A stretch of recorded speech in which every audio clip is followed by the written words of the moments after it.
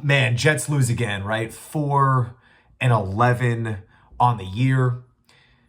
Look, I get it, right? For draft position, it helps, right? For Jets fans that are shooting for that top 5 pick. I've spoken to a lot of Jets fans that want, the team to lose to kind of make that first round pick, make that second round pick more attractive for the next general manager, for the next head coach. I get that, from that standpoint, completely understand it. And that is kind of the bright side of today. But I hate watching this team lose. I just do. And today it just stings even more because I felt like we did a lot of really, really good things, a lot of impressive things, man. Like the game plan coming out on the offensive side of the football, I was actually pretty impressed. They didn't really do anything all that complex. It was simple but effective. I think the Jets offensive staff did a really good job of trying to jump on the Rams early, by just kind of looking at the context of the situation, right? The context of the game. Understanding that the LA Rams, a warm weather dome team, now playing, a late December game in the Northeast, freezing temperatures, the advantage goes to the Jets in that, in that department. You also have to look at the cross-country trip, another massive benefit for the Jets because of the time zone difference. And, you kind of felt like in that first quarter specifically, but you can argue the first half, the Rams were just asleep on the defense side of the football. I mean, there were passes where Aaron was just throwing them right by defenders, and they had no idea that the ball was going right by them. There were moments where Rams defenders weren't even, turned around. They had no idea what's going on. Again, I was impressed with the offensive game plan. We got to give Todd Downing credit, and of course the players credit for executing, right? I thought Aaron was sharp. Aaron was, it wasn't perfect on the day. I wouldn't give him an A+ performance, but he really did a good job, in my opinion, of just slinging the football around, trying to get multiple guys involved, not really, afraid to push the ball over the middle of the field. In the end, it just simply wasn't enough. And again, it sucks. You look at time of possession, the Jets did a good job. You look at first downs, the Jets did a good job.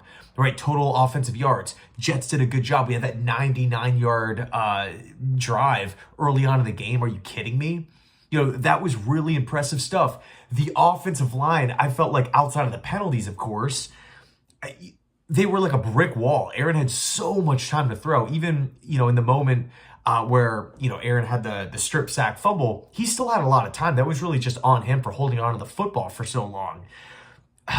God, it just sucks because today I really felt as though the Jets took a positive step forward. We saw a lot of things that were really encouraging, right? I mean, the LA Rams are a great football team. They're in first place right now. They're kind of in the midst of this, tight NFC West battle. And again, I understand the cross-country trip. LA might have been asleep. The weather might have played a factor.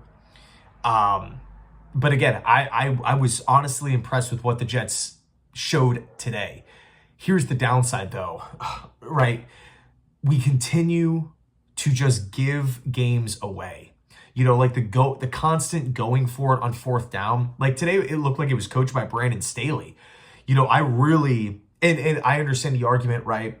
Jets are out of it. Who cares if they don't get it? It's just not, in my opinion, smart football to constantly go for it. There were some moments where I agreed, let's keep the offense out there.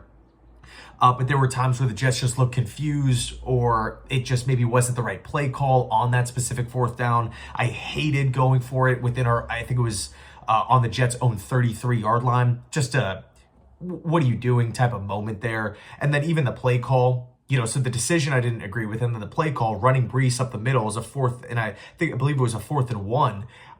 That's a perfect situation where Braylon Allen should be carrying the football, right? He didn't have a lot of reps, up to that point in the game.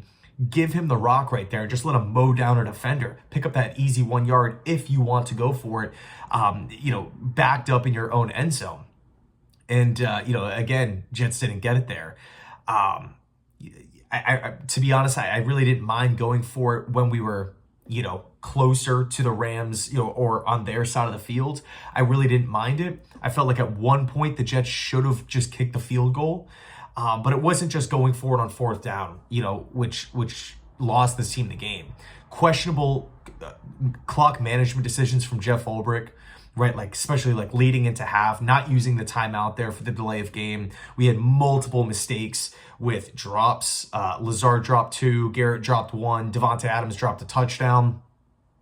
It's tough to win games when you have, that many drops in a close game like this. You could also point to penalties. I counted 7, 8 penalties, most of which came on the Jets offensive line, which sucked. It was kind of a blemish from an otherwise great performance from the unit.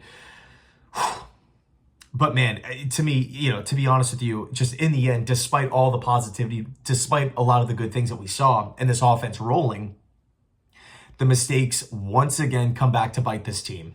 We didn't even talk about the missed field goal, right? The mistake of Max Mitchell, having that false start, pushing the Jets back, confused on the fourth down, lining up anyway. It looked like it was going to be a delay of game. Then you get, again, pushed back to just have the Carlson miss the field goal. It's just like, that's not winning football. That's not being prepared. That, to me at least, is a direct indication or a direct reflection on the coaching staff, right? Of course, paired with penalties. So, in the end, right, we got to give LA credit. They came in, looked asleep early on, but managed to walk away with the victory, 9-19. And man, Jets fall to 4-11 on the season. Let me know your thoughts down below in the comment section. Thanks so much for watching, and as always, go Jets.